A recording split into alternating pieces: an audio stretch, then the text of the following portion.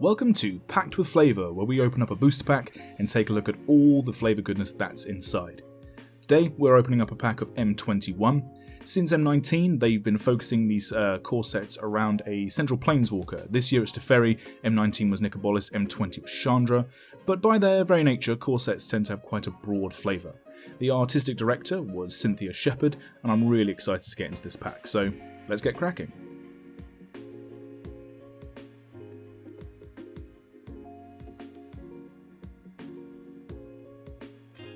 First out of the pack is Ornery Dilphosaur by Jonathan Kuo. Kuo's been illustrating for Magic since Ixalan block, and so far he has 23 commissions to his name. A whopping 12 of those are dinosaurs, another 9 are beasts of other descriptions, and he only has 2 humanoids. That's quite a well-earned niche that he's carved out for himself. By the looks of this dinosaur, I don't see any feathers, so I don't think it's Mixalan. I don't see any other creature types, so I don't think it's from Ikoria. Potentially, it's from Dominaria during the Ice Age, but we're unsure. Potentially, it's a plane we've yet to visit. Next up we have Onaki Ogre, artwork by Matthias Kolros. The Onaki are a tribe of ogres from the plane of Chandalar and are only mentioned on 3 separate cards, one of them being from the Plane Chase product. This is incredibly surprising considering how important they are to Magic's story. They were in fact the original creators of the Chain Veil, the artifact and oftentimes MacGuffin that drives Magic's story. The spirits of the Onaki are actually trapped inside the Chain Veil itself, its original purpose to be a way for this now extinct civilization to come back to life. Read the Tides, artwork by Tommy Arnold. This is an example of a card where the flavour of the card actually feeds into how you play it as well. It's a 6 mana sorcery, which means that you're probably, in a limited game or in a draft, going to be playing it at the back end of the game. So the flavour text reads, charts and instruments work fine, but the best navigators aren't above a spell or 2 to nudge the tides in a more favourable direction. Well, perhaps digging for answers or removing 2 pesky blockers is exactly the nudge you need to turn the tides of the game.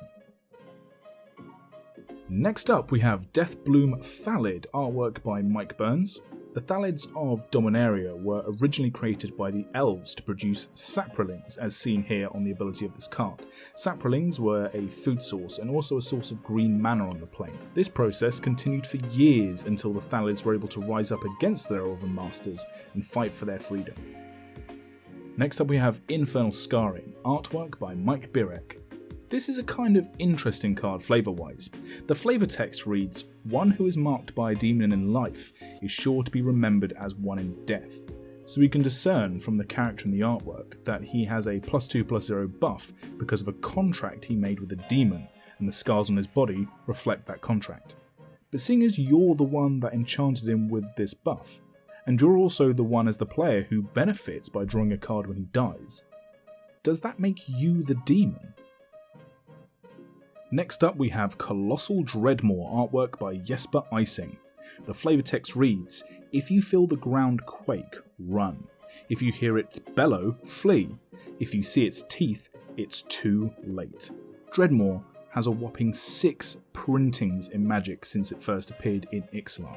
However, one of its printings, Rivals of Ixalan, has a different flavour text. Remember when it was the most terrifying thing you'd ever seen? Captain Lannery's Storm.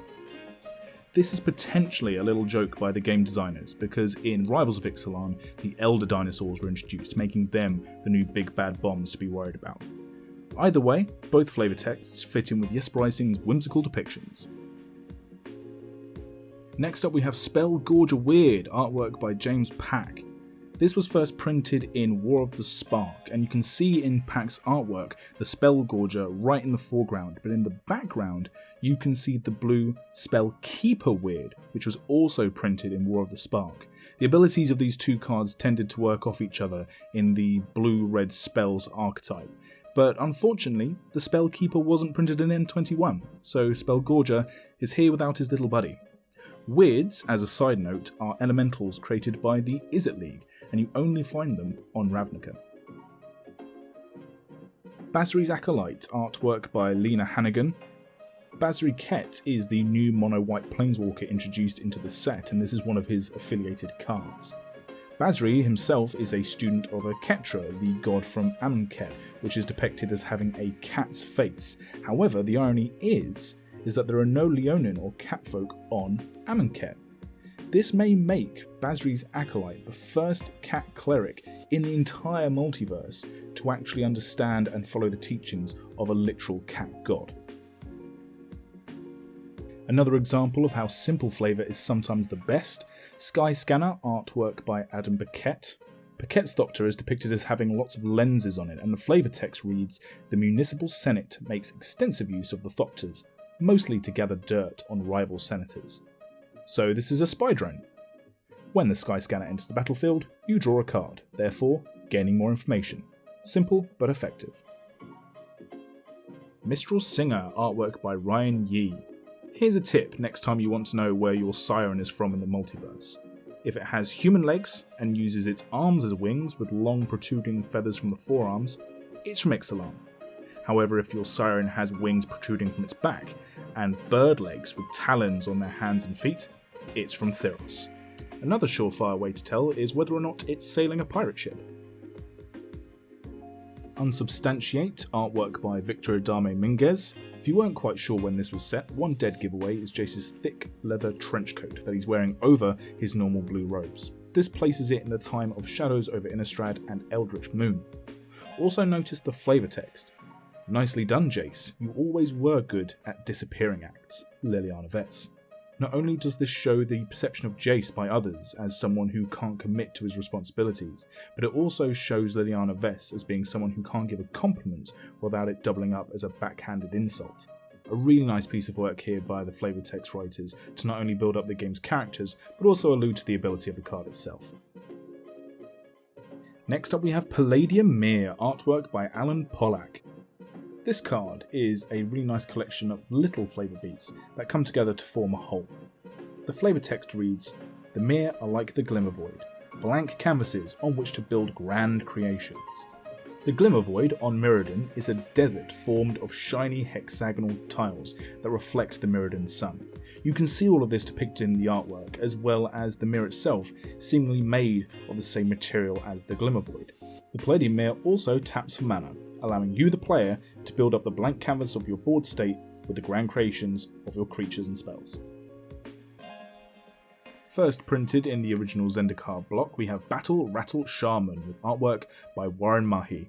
Newer players may be a little bit confused because the goblins of Battle for Zendikar had incredibly long arms and big shovel-like jawlines, armour-like bone plating all over their body, and a much more craggy, aggressive look to them. But the goblins of the original Zendikar block had a much more classic design. Mahi also illustrated lots of goblins in Lorwyn, which could have been what influenced this design in later sets. Next up is Runed Halo with artwork by Steve Prescott.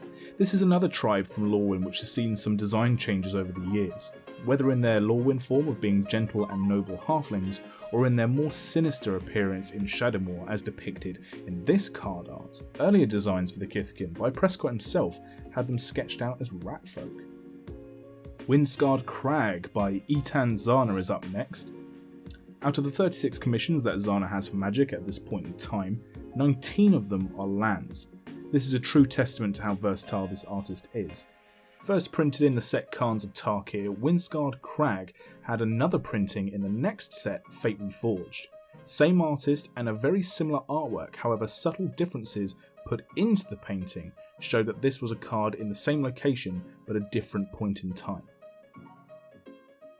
And our token for the pack is a 2/2 Knight with Vigilance, artwork by Dan Scott. There have been 10 printings of this Knight token, with 5 different artworks depicting 3 different planes. This particular Knight is from Dominaria, specifically the Nubenalia region. You can tell this because of the stained glass motif found on his armour, weaponry, and even his horse's bridle. And that's the pack. By my count, we went to 10 different planes with 5 different unknown ones, which for a single booster pack is pretty impressive, but then again, that's what core sets do. No cards in this pack specifically related to Teferi, if you don't count the cards that were from Dominaria, Teferi's home plane, but this set has a plethora of planeswalkers, cool little signifiers, and other flavour tidbits that you can dig for. Let me know in the comments below what your favourite flavour card was and if there was anything that I missed. If you liked the video, don't forget to like, share and subscribe, and also check out the full-length podcast, Magic the Flavouring, for all things magic flavour design and lore. You can also find us on Twitter at MTFlavouring. Thanks for watching, guys. We'll see you next time.